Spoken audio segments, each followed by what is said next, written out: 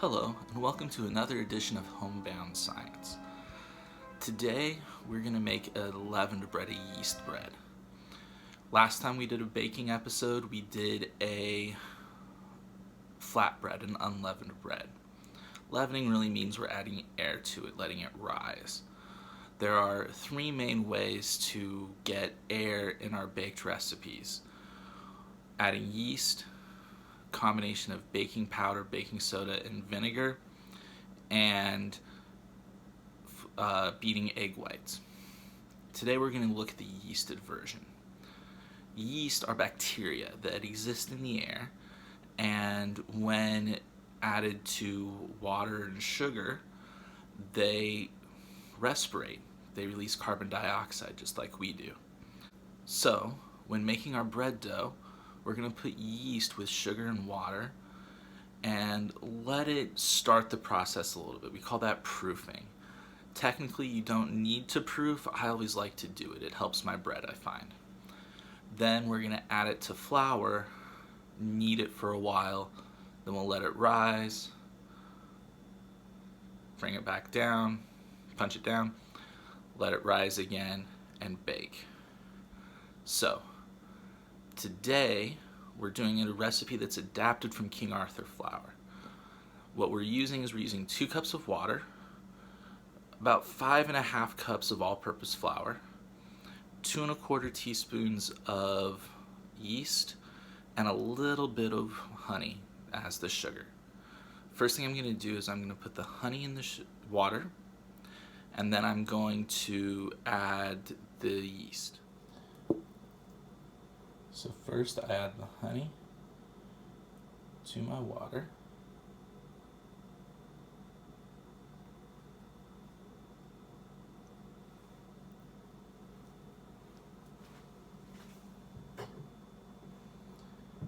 And then I want to swirl it a little bit because I want the honey to really dissolve in the water. I'm going to use a knife for this.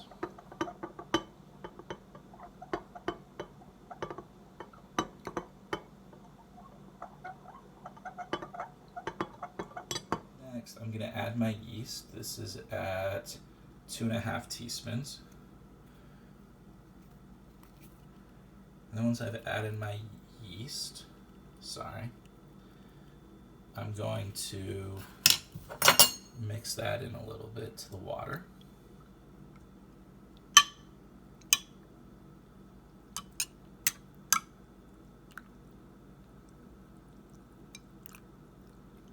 I'm going to let it sit for about 10 minutes. So after about 10 minutes, our yeast looks like this. As you can see, the yeast looks very different from how it started, and so it very definitely reacted. It's living.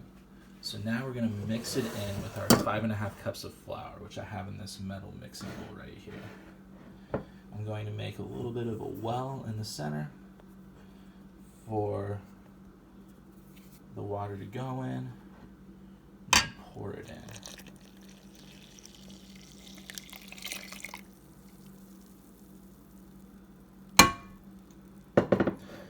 Next, I'm just going to, with my hand, twist, incorporating the flour and the water together. Now the key with the water that I didn't mention earlier is that it should be warm.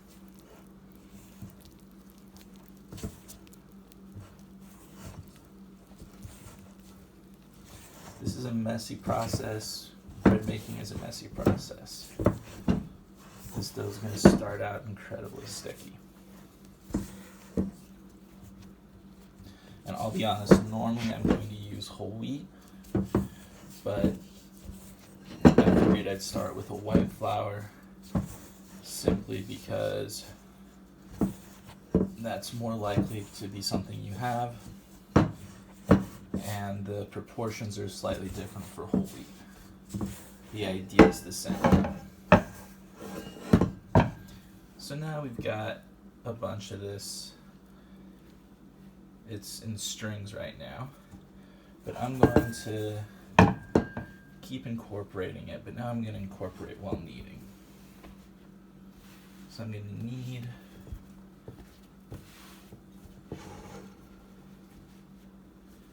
And I'm going to add more flour. So I have my dough. I've incorporated most of the flour here, as you can see. Now I'm going to knead it for real. But the trick is I'm going to knead it for about 30 minutes. Right now it's really tough. And it's only going to get tougher as I add flour. One thing I've noticed when I first started making breads, I used flour to keep the dough from sticking. So I'd use flour on my hands and flour on the surface. And it worked, but my crumb ended up being really tight. So doing a little bit of research, I realized what was happening was I didn't have enough water.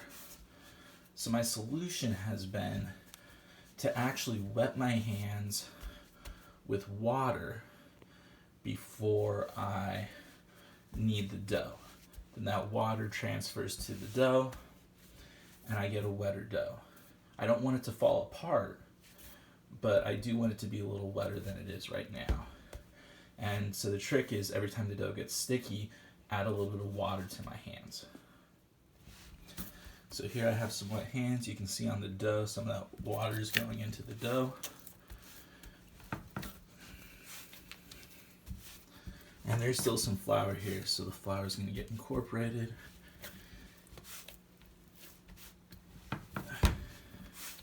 And my hands are now a little dry, so I'm going to add some. I added water, and now I'm going to go again. You can hear the squish of the dough.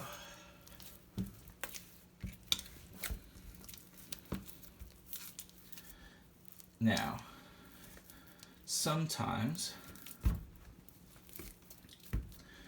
you want to let the gluten relax a little bit, and so you're going to actually make the dough into a ball. And to do that, I'm going to need both hands.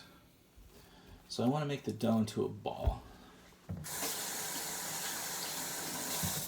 So I've got 2 wet hands. What I'm going to do is I'm going to pull the top of the dough closer to the bottom until I have formed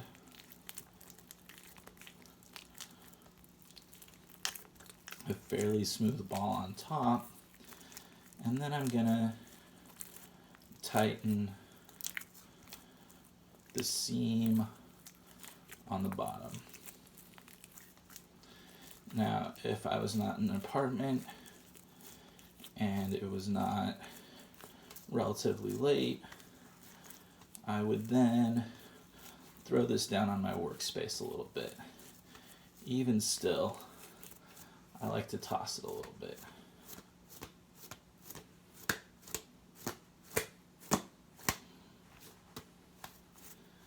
Now I have the ball, it's a little sticky. I'll incorporate some of that flour that's left. And then get my hands a little bit wet again. And then I'll continue kneading.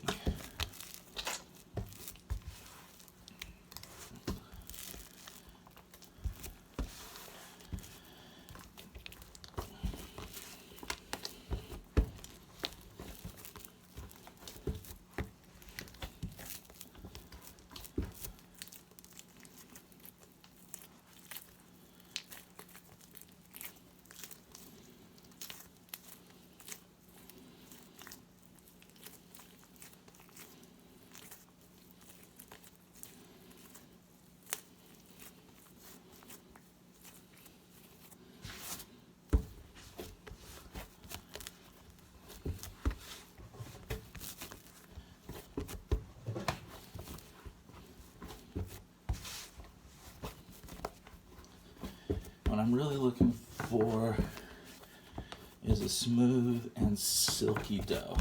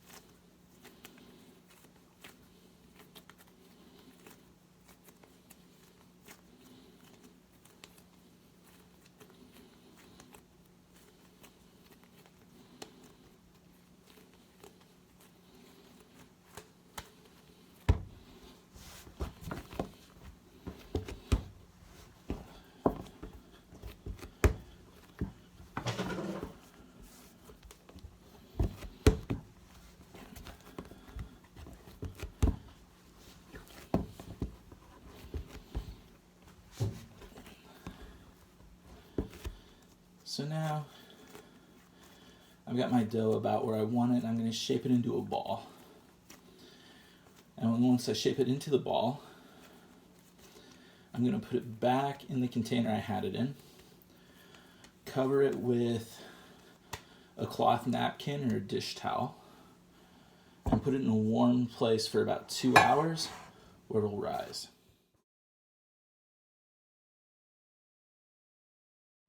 So what we're looking for in our rise is that when we poke it, it'll bounce back a little bit, and it should be about double the size of the original.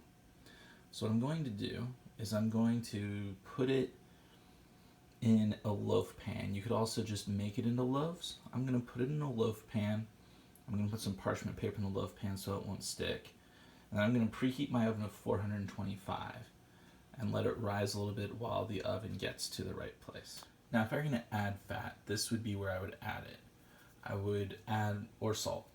I would put a little bit of salt, I would put some oil or butter on the dough and knead it in. But I'm going to do this loaf without any fat in it. However, I am going to cut a line so that some of the air when it's baking will be released. This controls the split. The bread's going to split regardless, but this controls where the bread's going to split. If I don't cut it, it'll split where it feels like splitting and it won't look as pretty. The other thing I'm going to do is I'm going to sprinkle some water over the top right before I put it in the oven. Alright, so the stove has hit the right temperature. I've moistened the top of the dough, if you can see, and so now I'm going to put it in the oven and wait for about 35 to 40 minutes. So what we're looking for is that if we tap it, we get a hollow sound, which we do. As you can see, the vent I made at the top here didn't really do its job because we have this break right here that vent was supposed to prevent. But let's cut inside and just see what we've got. And there we go. Now normally I would have you let it sit for a little bit longer, and when you're making it at home you probably should. But there's our loaf of bread. It's a little crusty on the outside, but soft on the inside. So when you're making this at home, some things to think about. What happens if you add oil? What happens if you add different flavorings to it? What happens if you change the proportions of the ingredients? More flour, less flour, more water, less water, more sugar. What happens if all those different things change? So, have fun and happy science.